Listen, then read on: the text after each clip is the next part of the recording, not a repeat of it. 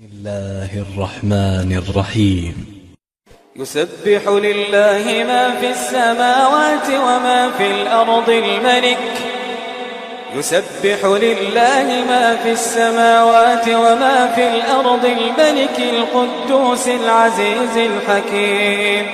هو الذي بعث في الأميين رسولا منهم يتلو عليهم آياته ويزكيهم ويعلمهم الكتاب والحكمة وإن كانوا من قبل لفي ضلال مبين وآخرين منهم لما يلحقوا بهم وهو العزيز الحكيم. ذلك فضل الله يؤتيه من يشاء والله ذو الفضل العظيم. مثل الذين حملوا التوراة ثم لم يحملوها كمثل الحمار